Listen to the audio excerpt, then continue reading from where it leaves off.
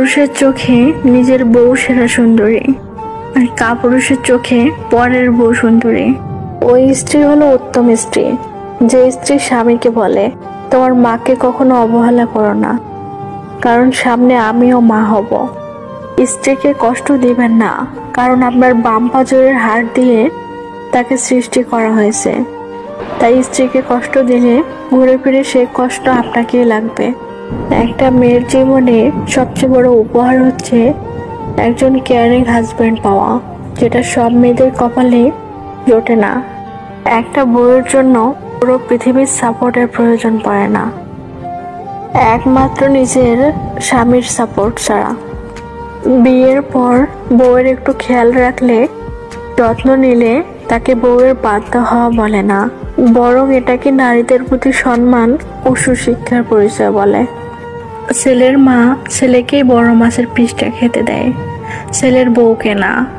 কিন্তু মেয়ের মা জামাইকেই বড় পিসটা দেয়, নিজের মেয়ে বা বরকে না দিয়ে। বিয়ের পর মেয়েদের ফোনের কল লিস্টে প্রতিদিন একটা মাত্রই নাম্বার থাকবে, সেটা হলো মায়ের নাম্বার। বাড়ির বউ তখনই লক্ষ্মী হয় যখন সে চোখ থাকতে অন্ধ আর মুখ থাকতে বোবা হয়।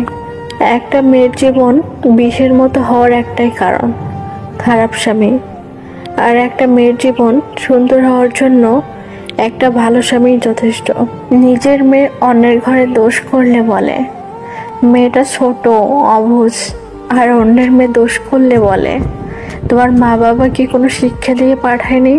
মেয়েরা বড্ড বোকা, তাই তো ঝগড়া করার পর তারাই সবচেয়ে বেশি কাঁদে আর কষ্ট পায়। শ্বশুরবাড়ির লোকেরা যেমনই হোক না কেন, আফসোস করবেন না। যদি স্বামী ভালো হয় তো নিজেকে ভাগ্যবতী মনে করবেন, কারণ সব মেয়ের কপালে ভালো স্বামী জোটে না।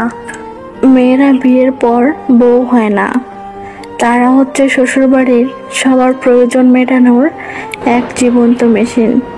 শ্বশুরবাড়িতে মেয়েরা ইচ্ছে করে কারোর সাথে বেয়াদবি করে না। মেয়েদের কোমল মনে আঘাত পেলে তখনই উচিত কথা বলতে শুরু করে। শ্বশুরবাড়ি থেকে মেয়ে চলে আসলে আদরে গ্রহণ করুন, কারণ আপনার আদরের মেয়ের লাশ দেখার থেকে মেয়ের ডিভোর্স দেখা অনেক ভালো। নারী মানে যদি ছলনাময়ী হতো, তাহলে প্রত্যেকটা সন্তানই তার নিজ মা দ্বারা প্রতারিত হতো। মেয়েদের জন্য সব থেকে বড় স্কুল হলো শ্বশুরবাড়ি, যেখানে শিক্ষকের অভাব নেই, শিক্ষারও শেষ নেই। বিয়ের আগে মা বলে বিয়ের পর যা ইচ্ছা করিস, এখন না। বিয়ের পর বর বলে বিয়ের আগে যা করেছো করেছো,